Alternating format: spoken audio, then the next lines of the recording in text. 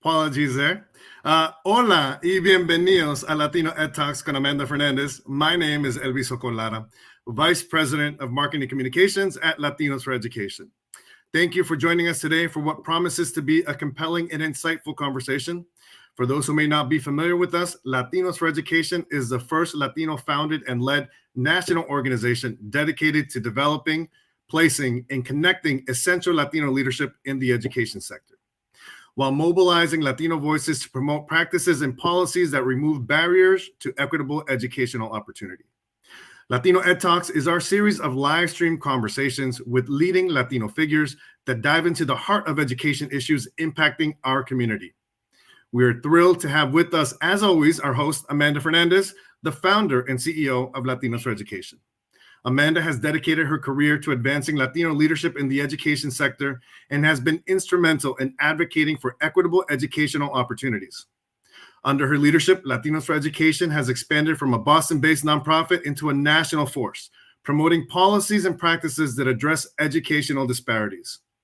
She previously served on the Massachusetts Governor's Latino Empowerment Council and as a trustee of the board with the Massachusetts Board of Elementary and Secondary Education. She's a 2020 recipient of the McNulty Prize Catalyst Fund and a senior fellow at Future Ed. Joining Amanda in this important dialogue is Maria Teresa Kumar, president and co-founder of Voto Latino. Maria Teresa is a powerhouse in the field of civic engagement and advocacy, and her leadership at Voto Latino has been pivotal in mobilizing Latino voters and amplifying their voices on critical issues. In today's conversation, Amanda and Maria Teresa will delve into the upcoming 2024 election and its implications for the Latino community. They'll discuss what Latinos are prioritizing this year, the stakes involved, and how we can ensure that Latino voices are heard and valued in the electoral process.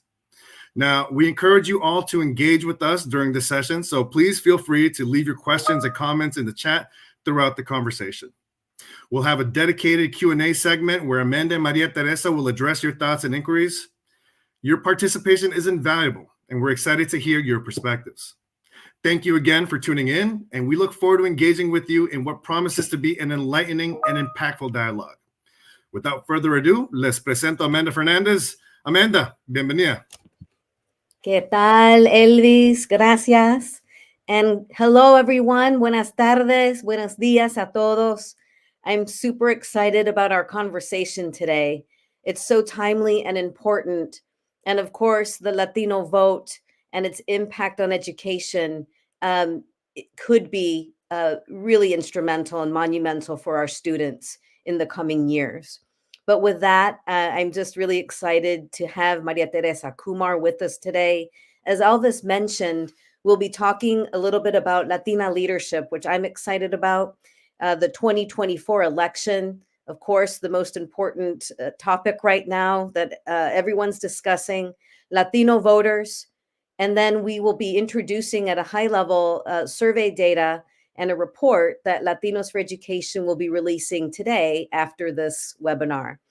But let me introduce Maria Teresa to you all a little bit more. So Maria Teresa Kumar is the co-founder and president of Voto Latino, the largest voter registration and Latino youth advocacy organization in the country.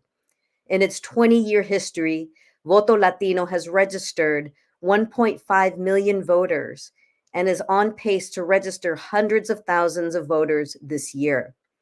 Maria Teresa advised President Barack Obama's task force on 21st century policing and currently serves on the National Task Force on Election Crises, the Brookings Institution's Working Group on Universal Voting, and is the chair of the Latino Anti-Disinformation Lab. She has received accolades for her influential work and is an Emmy-nominated analyst for MSNBC. Maria Teresa serves on the boards of Steve Madden, Emily's List, and the Rockefeller Brothers Fund, and is also a member of the Council on Foreign Relations and a young global leader of the World Economic Forum.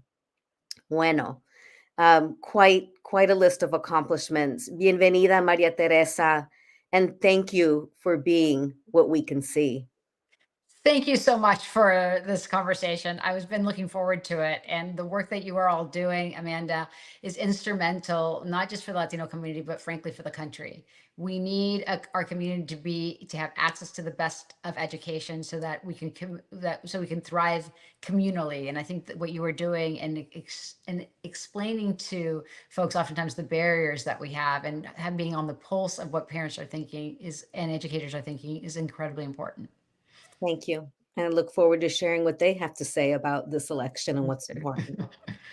So with that, let's start a little bit on the personal side.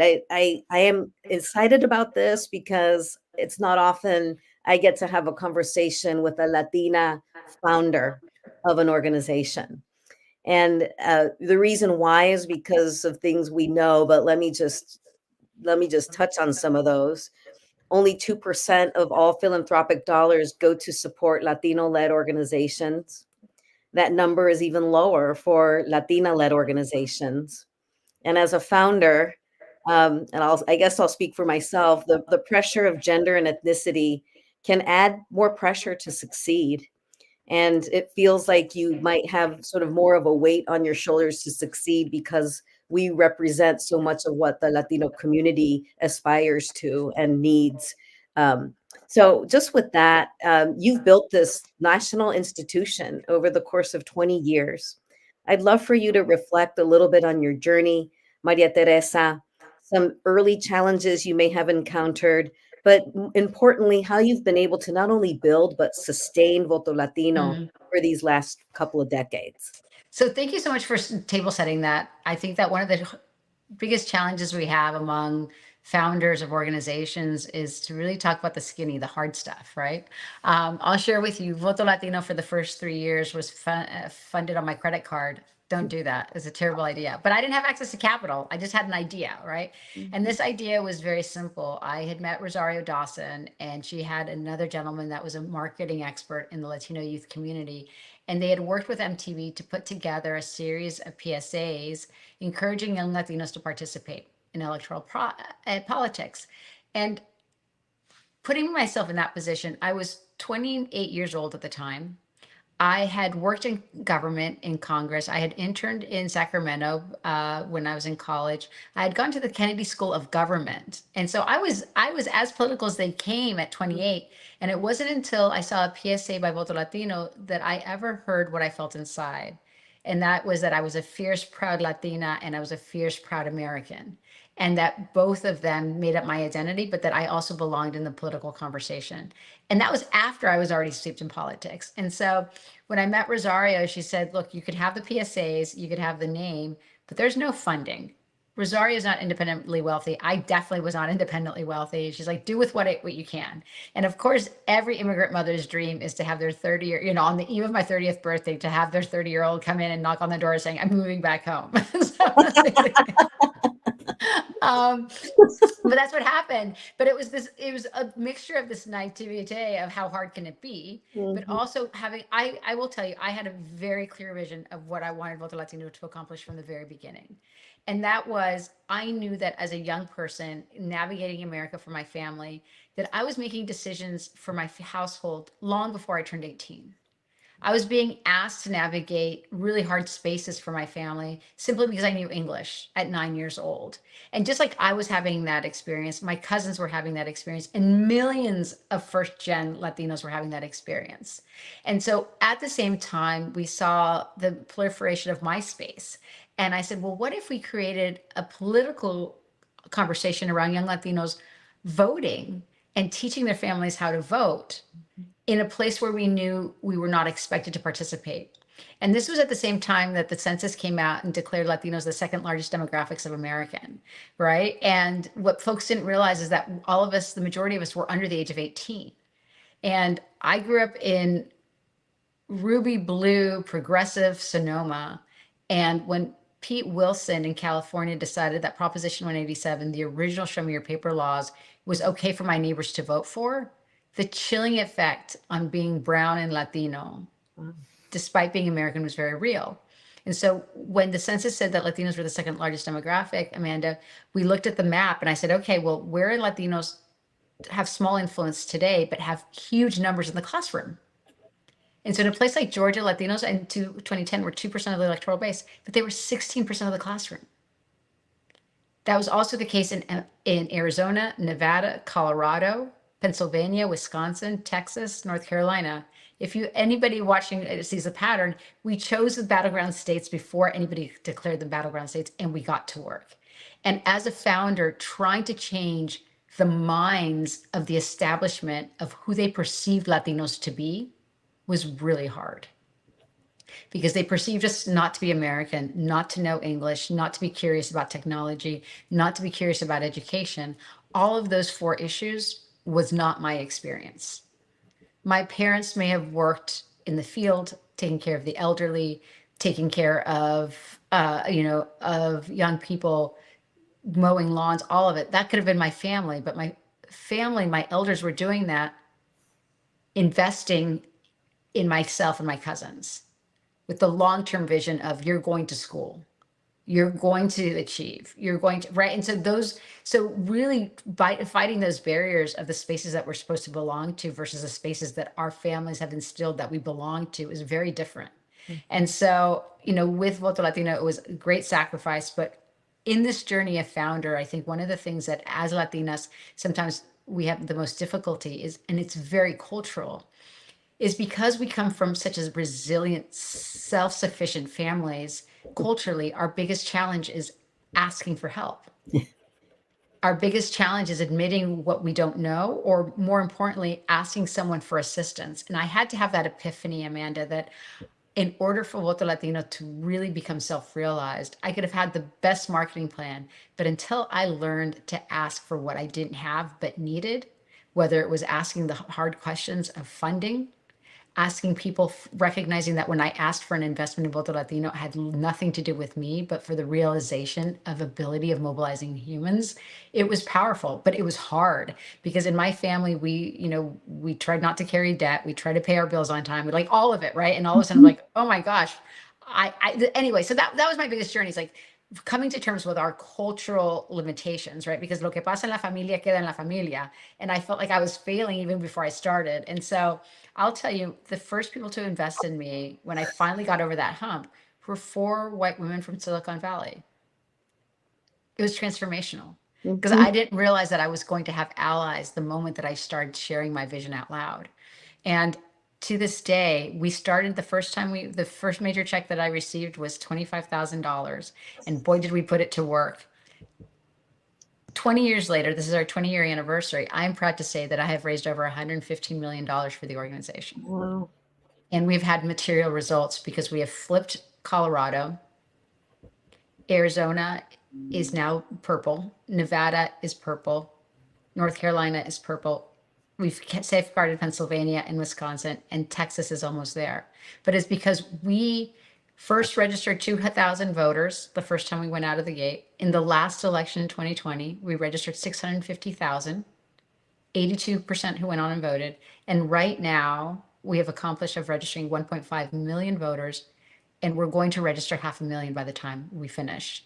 And what made us break away was because we didn't come from the industry, Amanda. We said, okay, well, how does corporate America do a great job of fleecing us of our money, of hard-earned cash? Let's start applying those technologies. And so the reason we've been able to scale is that we apply a machine learning, digital targeting, marketing to our community, because we need to meet them in communication where they are, in spaces they feel comfortable, and say, look, you are the smartest person about what you need in your family. You are the smartest person on what issues are impacting your family. And you are the smartest person to be able to contribute to electing leaders that will meet your values. And by changing that paradigm shift, not only have we seen young Latinos in record number register to vote, but increasingly we're encouraging them to run for office, and we're seeing them get elected. And that to me is a paradigm shift. That's huge. It's That's fun. huge. Yeah. But without tears, but not without tears. Like, it has been a hard journey, as you can imagine, right? Trying to change the establishment's minds of what a Latino is in this country. And I like to say we are Latino, but fiercely American. I love that. Thank you for that. So I heard having a clear vision. I heard that it was personal to you. I heard that there was a gap that needed to be filled, and through this vision, you were going to fill it. And boy, have you. Changing the minds about Latinos, which I think we all bear some responsibility for that in our own context. And boy, some of the difficulties sure resonated with me.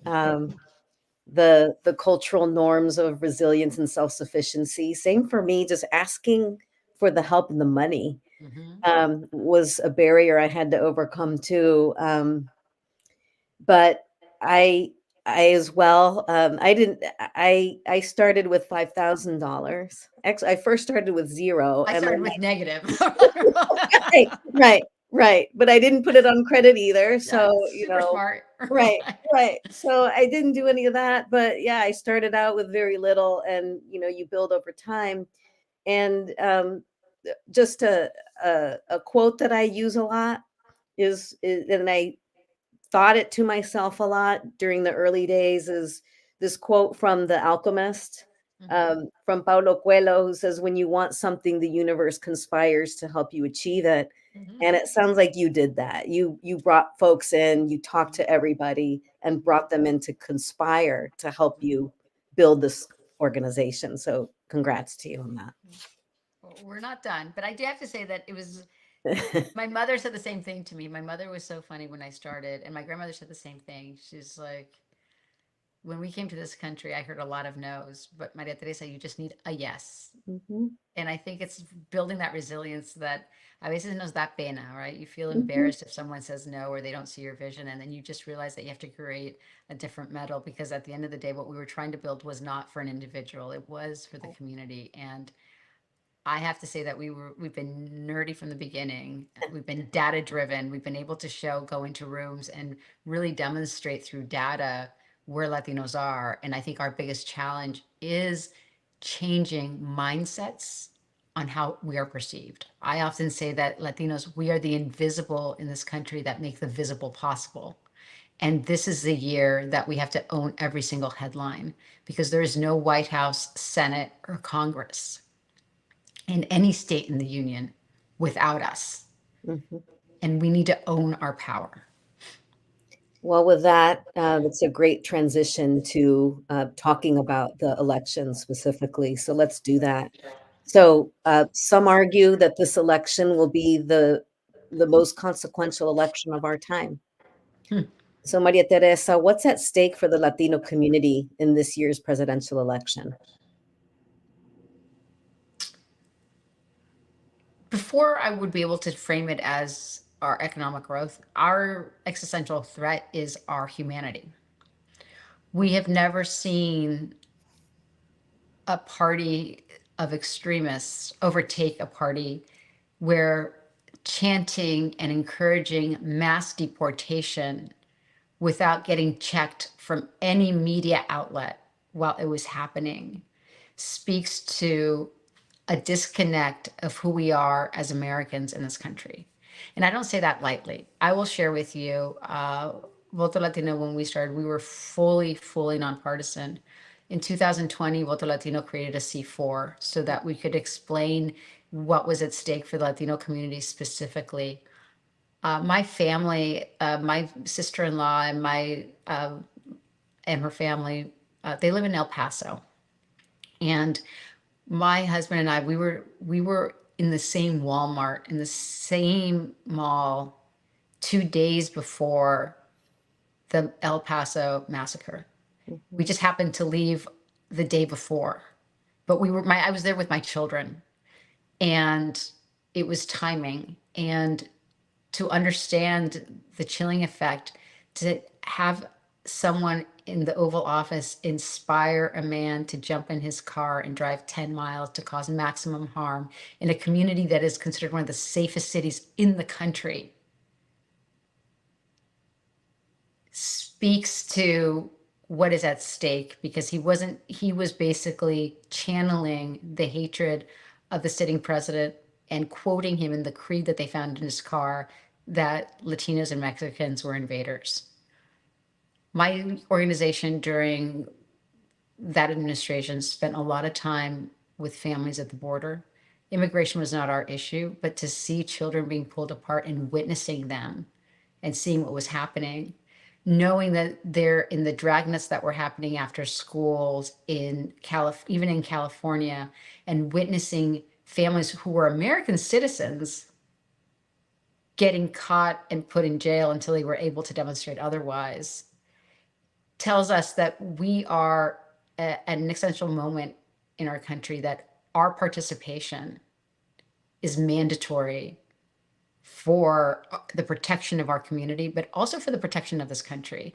And I don't go to dark places often, but it's because of what I've witnessed and what we've seen, and because of the rhetoric that is coming out, that there is a real, anguish about the branding of America. But what we bring to it is resilience, beauty, growth, and protection, and care and nurture. And what I hope to see, and what I'm seeing blossoming coming out of the other side, is a whole new sleuth of young people who are hearing the call of joy and possibility and turning the page and wanting to get active. Since there was a change at the top of the ticket on the Democratic side, we went from registering 36,000 voters for the first 6 months to now having registered over 110,000. And Amanda, what's exciting to me is that what they are seeing is how politics should be: one of respect, debating issues, done with dignity, and speaking to a voter with dignity. And of the people we've registered, 65% of them are under the age of 25. Every 30 seconds, a Latino youth becomes of age, eligible to vote. They are our core audience because we know that when they participate, they change the world, because they influence not just themselves, but their friends and their families. And so going into this election, it's not just economic issues. It's like, how do you want an ancestor for your children today? How do you want to make sure that you're creating protection so that when they go into the classroom, they are not being judged by a teacher or being pulled aside and asking them if they're American? Instead, the teacher is doing her charge of teaching them to the best of their ability. Wow. I needed to take a moment to take all that in. Can we stay a bit on this youth vote? And you cited this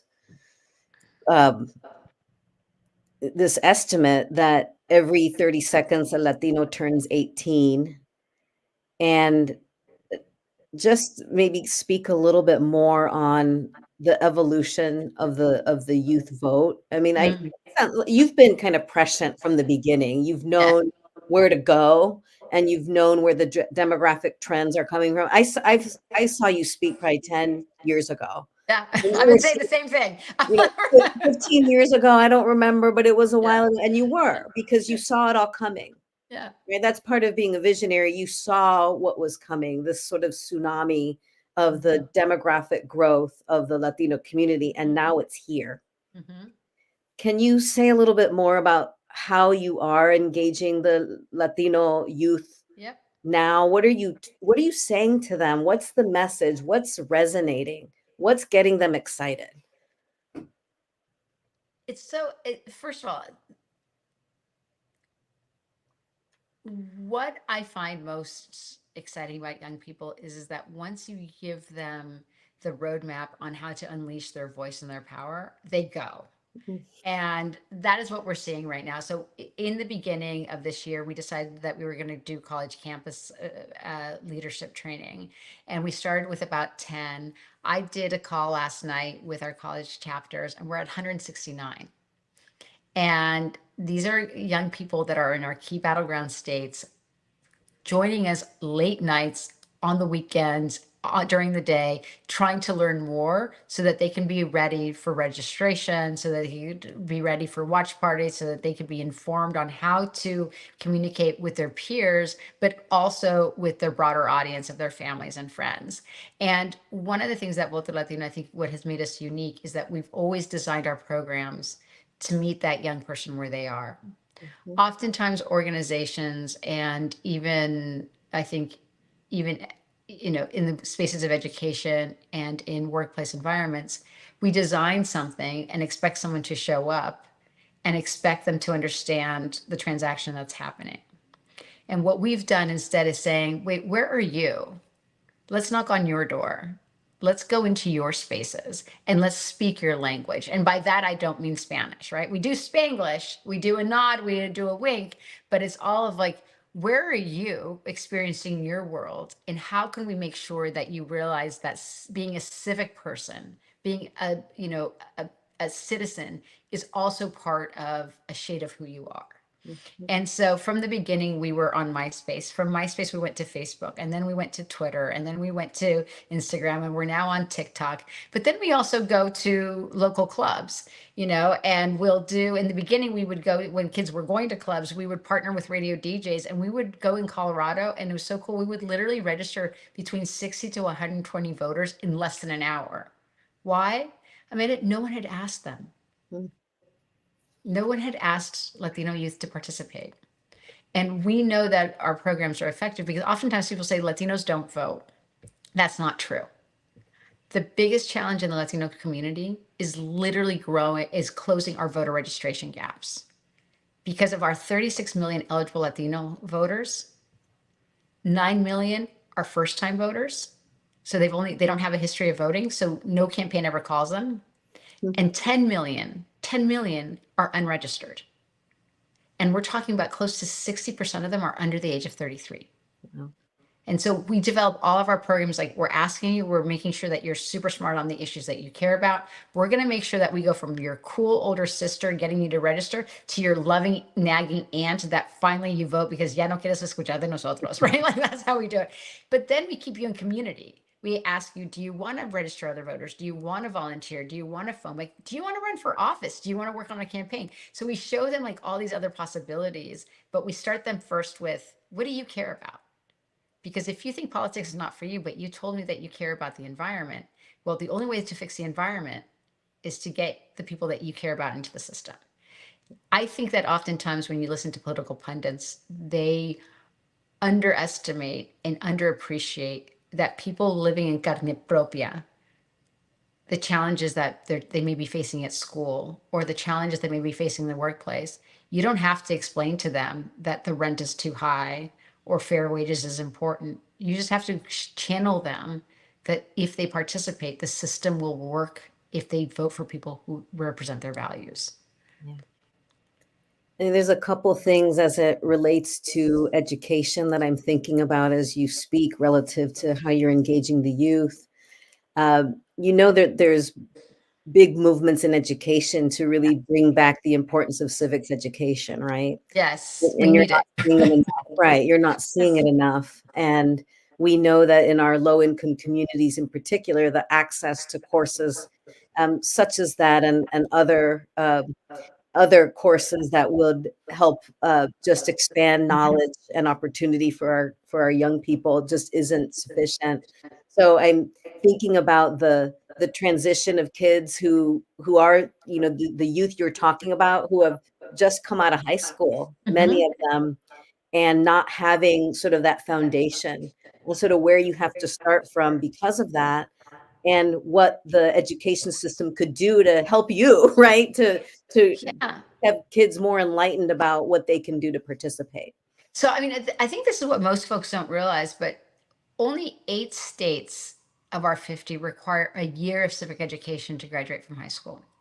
When you have so many school districts where young people are the first generation, where are they learning about our electoral system? Because they can't go home and talk to their parents about it because their parents expect them to know about it, right? To explain it to them. And so I do think that there are opportunities, and maybe even for Latinos in education to consider is like, are there lesson plans that we can share with teachers?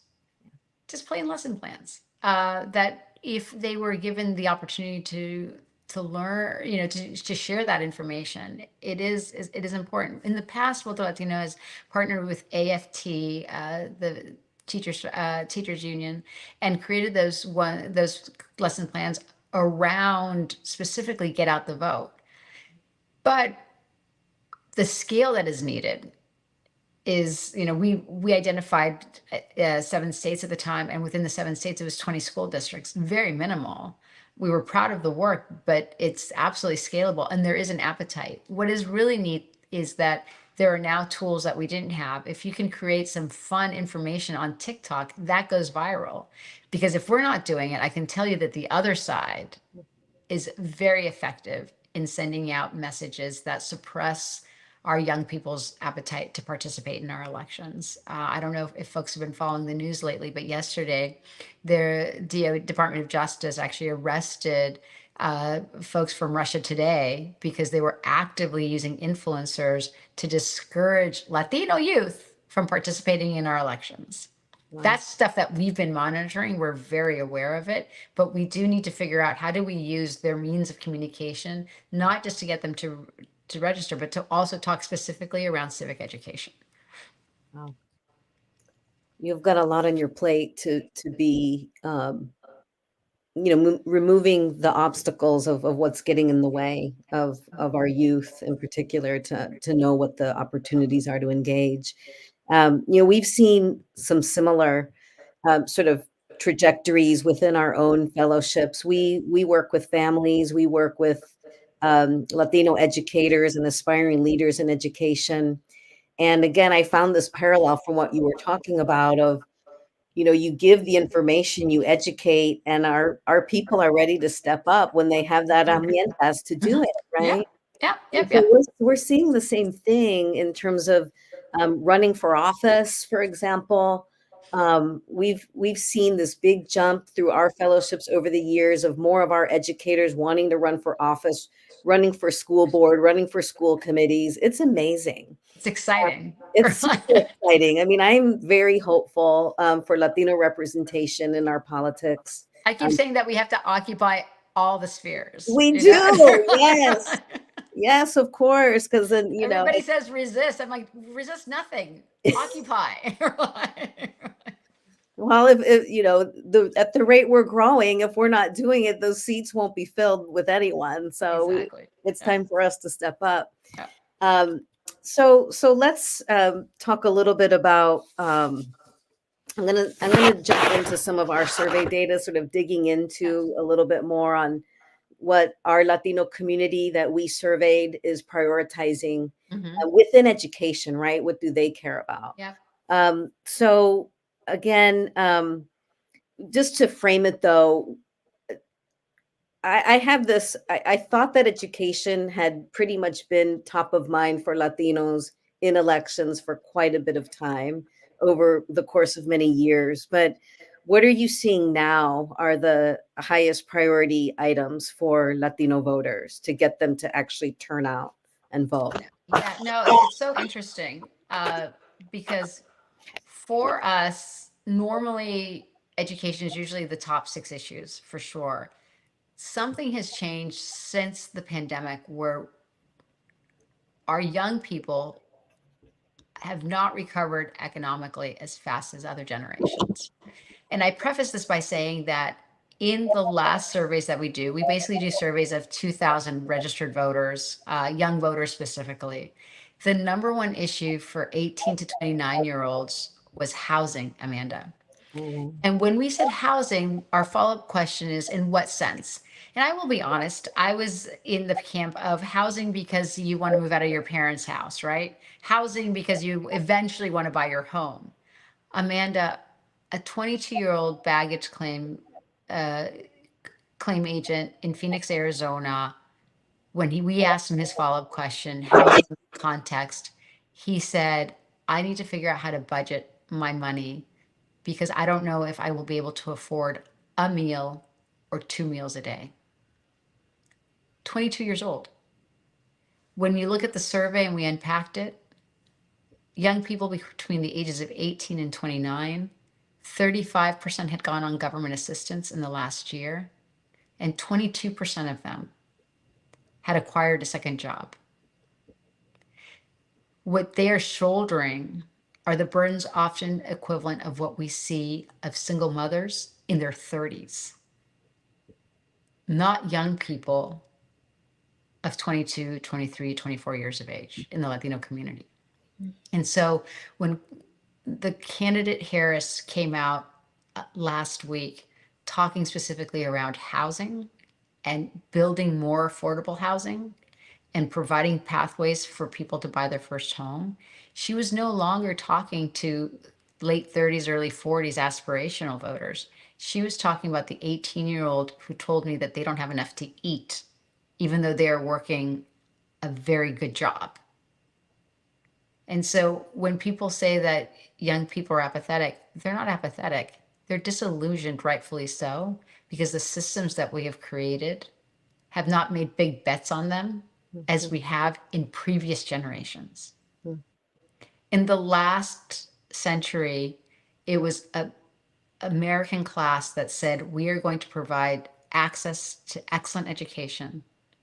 We are going to provide a GI Bill for people to go to school and to secure their very first homes. We made a pact with each other that our investment was going to build a strong, healthy middle class.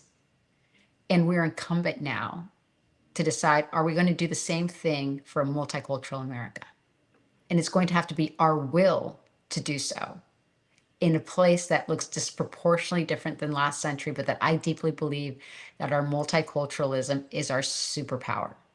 And that if we can harness it, then that we as a country laying down the rules, not just for here, but abroad, are unstoppable. Because I also believe that this generation of young people have a true collaborative spirit where they see each other in spaces and celebrate each other in ways that are whole and that allows us to actually be better.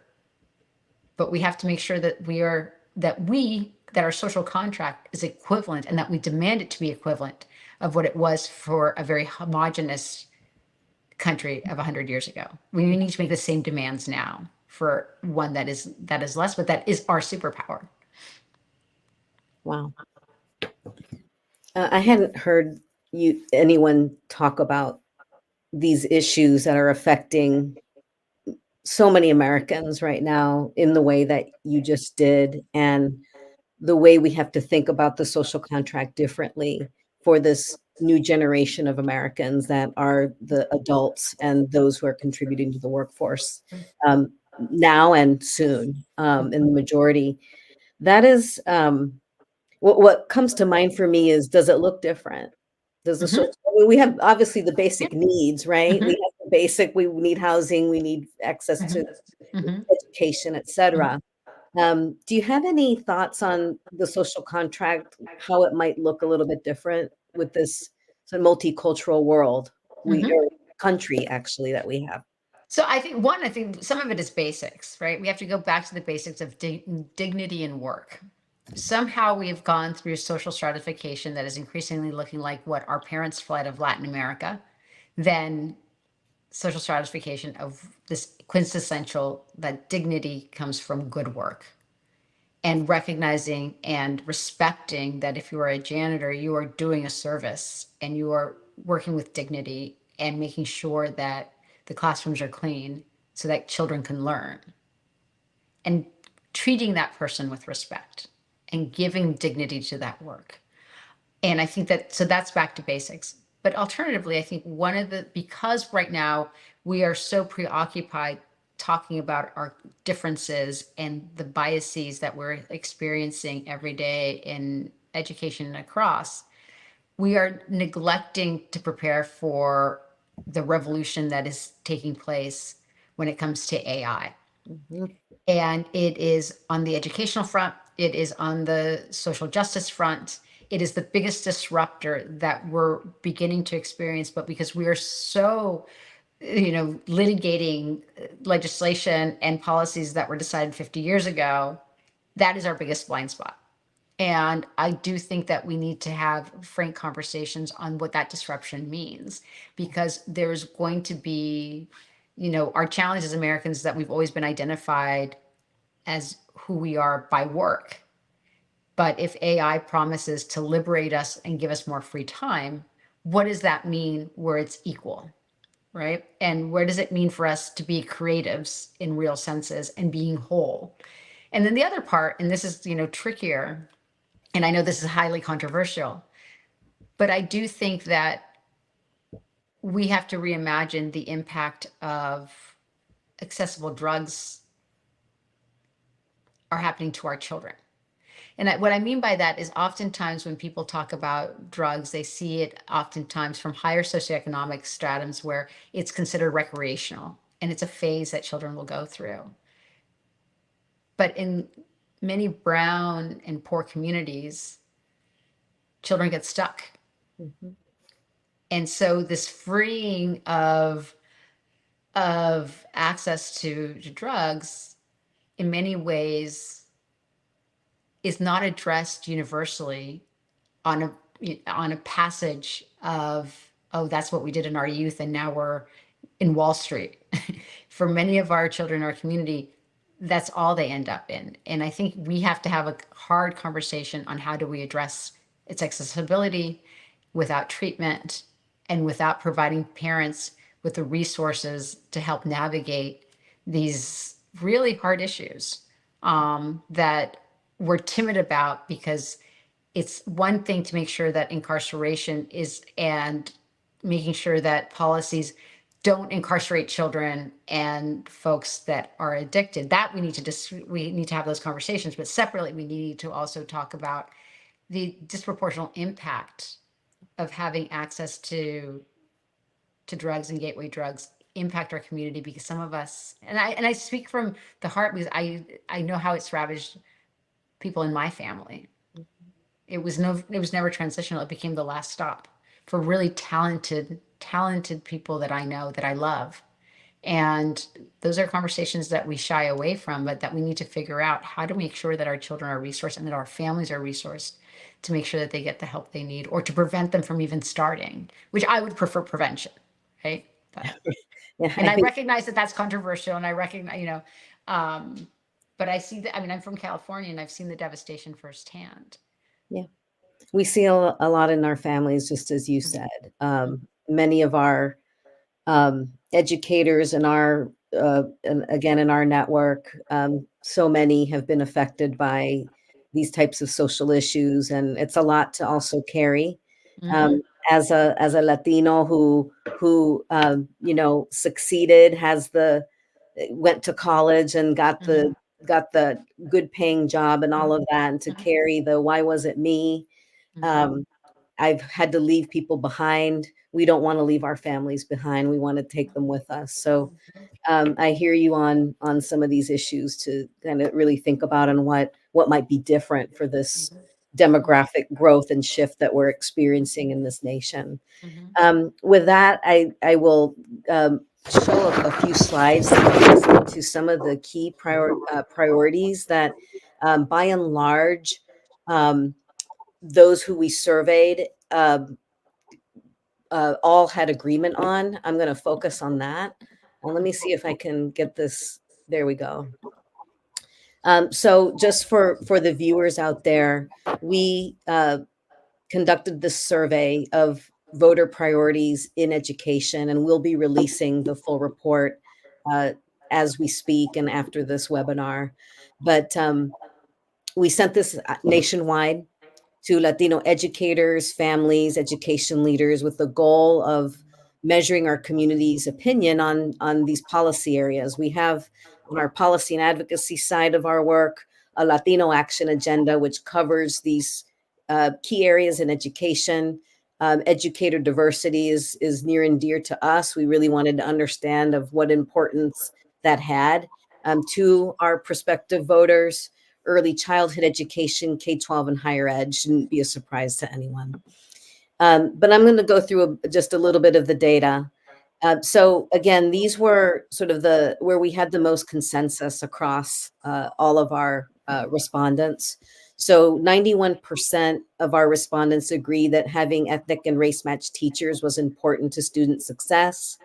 Of course, we know that as Latinos for Education, we know that it really matters to our students and our families that they have educators that share their backgrounds and experiences, that have the cultural competence, where our families feel comfortable walking into the school building and can find someone they can speak with that will treat them with respect and dignity.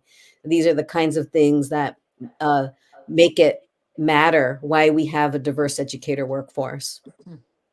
95% of our respondents support increased federal spending on PK through 12 education. That shouldn't be a surprise. I think we all know that so many of our states and communities are under-resourced as it relates to spending and the supports that are needed. Of course, we saw the increase during the pandemic, the ESSER dollars that came into our schools, but we're heading into that cliff now in 24 of where that funding is ending.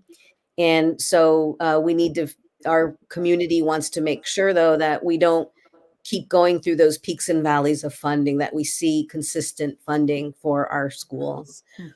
93% of our network supports access to bilingual dual language immersion programs.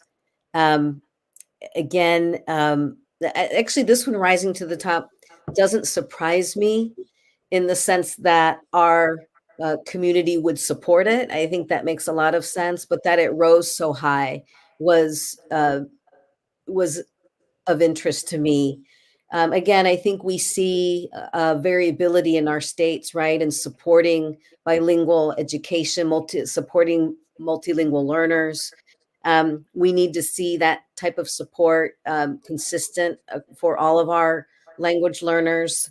And then, dual language immersion. You have a whole contingent of white folks who want their kids in bilingual schools.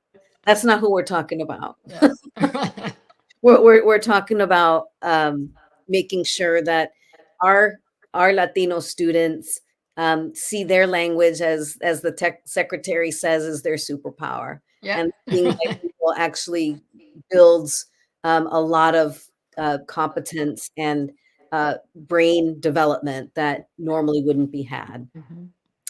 94% of our respondents support opportunities for schools to earn college credit, which again, financial barriers are big. As we know, the number one issue in accessing higher education for Latino community. So being able to get college credit in high school, as we've seen with the early college pathways that exist around the country, is game changing for our students to earn a lot of credits while in high school to improve or decrease the burden actually of the financial barrier. Higher ed, 92% of our respondents are concerned about college affordability, and 90% of our network concerned about the impact of student debt. So again, it goes hand in hand with the other slide on programs like early college pathways and those that remove debt. You're seeing now the cancellation of the student debt, and also free community college is happening. So those kinds of things are what our community wants to see. Lastly, on the question of dreamers, I will keep my opinion to myself because this one's been going around and around way too long. Yep. Right. And yet, we still have our Latino community saying we've got to get this done. 91% of respondents support federal financial aid for dreamers and support of a pathway for citizenship for dreamers. So that's a little bit of the data. We need to get into audience participation here with some questions, but do you have any reactions to any of that data and what rose to the top?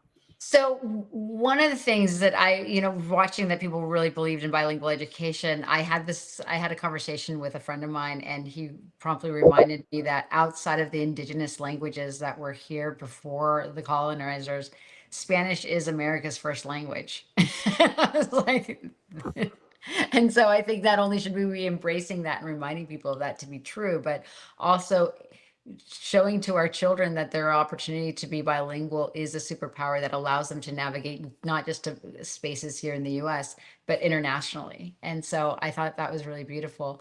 And also, there's so many studies that have been able to demonstrate that by knowing two languages, you become far more analytical. It actually allows you to be not just more analytical, but it gives you also the efficacy of learning not only other language, but math and science and instrument by being bilingual. And so I think reminding people that sometimes our children, it takes them, and this is what happened in our household, it takes them a minute to have more of the verbal, they have verbal delays, but it's because their brain is mapping their bilingualism. And then, my daughter now, I can't stop her talking, but it was like, but it's real. And it's all based in science, right? It's all based on research. And so when someone comes in and says, we don't want to do that, well, then you're actually hindering my child from being excellent and being the best version of themselves, because their brain is, all our brains are actually wired to be multilingual. Thank you for that. I think we're ready to open it up for just a few questions in the last 10 minutes of the webinar. Elvis, are you coming back on? There you are. I am here. First of all, thank you, Amanda, and thank you, Maria Teresa, for sharing your invaluable insights and experiences. We've covered a lot of ground today, from Latina leadership to the critical stakes of the upcoming election and the evolving role of Latino voters. Now, I do want to shine a light on what we're hearing from our audience. We saw people who resonated with your personal leadership journeys. We saw multiple people call them courageous. We saw Ryan Martin Valenzuela on LinkedIn share that he's considering running for office in California. We hope you do. We hope that a lot of you watching are considering running for office and actually taking that leap, because we need more Latino leadership across the spectrum of elected office. On the youth vote, AD Baena said that our children are clearly more conscious and active with deliberate engagement. I love this generation. They will change the world. So yes, let's right hear there. Similarly, on the youth vote, Matt Munoz said the youth are getting involved, and it's a beautiful thing. No time to be afraid or shy. Keep encouraging our young people. So thank you all for such a spirited discussion on in the comment section. Now, I do want to turn it over to share a couple of questions from our audience, and this will go to both you, Maria Teresa and Amanda. It is from Ray in Arkansas. He says, DEI is under attack in public education. What are we to do? And Amanda, I'll start with you. So DEIB is under attack in our schools right now. We know what's happened in the last couple of years with the affirmative action coming down, with book bans. These are all issues that will affect our Latino community, as we know. And it's a very personal thing for us at Latinos for Education, because we're called Latinos for Education. And so we have to even be thinking about what will happen in a scenario where organizations like ours, by the very nature of having the name Latinos in our name, might have to operate in different ways to still do our work. So look, I will say we got to get our folks out to vote, right? As Maria Teresa, I'm sure, would say. And that's going to be super important in our families, to demand in our schools what their children need, such as the diversity of their educators, such as the types of books that are culturally affirming, etc. It's going to be our families, that I would say that if we can get them with their voices to be heard at school committee meetings and school board meetings. We've seen that with our own familias, through our Familias Latinas por la Educación. They're making demands of, this is what we want and need for our children. So let's get our parents, in the same way we're getting our youth educated about voting, let's educate our familias about our school systems, about what's important to them, and about how to successfully make their case to get things done in their schools. Maria Teresa, do you have any thoughts on the question? So I mean, there's a reason why DEI is under attack, and it is because my daughter is a brand new 7th grader as of yesterday. So she represents the alpha generation, the beginning of the alpha generation, the majority minority country. This largest demographic of children in American schools are biracial. The second largest are Latino. And if we are to take a step back of why DEI is under attack, it's because of the generation that is born today that if we do not figure out how to make different sectors of our government, of our institutions, of our learning arenas, from media, from Silicon Valley on forth, to demand that it reflects our country, we're going to look more like a South African apartheid system than we are a multicultural democracy. And so, to what Amanda was saying, it is incumbent of us, as the ancestors of our children living in their classrooms right now, to take exception with the fact that they're trying to dismantle a pipeline of diversity and inclusion. Because if we don't have that diversity and inclusion, if our children are not trained on how to be leaders in these different spaces, we are not going to have reflective institutions of leadership that reflect the values of the country. And that is, it's being done by intention, by people who are afraid of the demographic shifts. But I hate to tell them, the demographic shift have happened. And our job now as leaders in different spaces is to make sure that we're going every single day to work to provide counsel and direction so that our children, when they are our age in those spaces, can compete fairly based on their abilities and not because they've been placed in siloed areas of where they should be competing, if that makes sense. That's very well said, Maria Teresa. Thank you so much. I wish we could continue this conversation. Unfortunately, we are coming up against time. I encourage everyone to check out the comments on our various platforms, on Facebook, on LinkedIn, and YouTube. Maria Teresa, I want to thank you for joining us today and sharing your insights.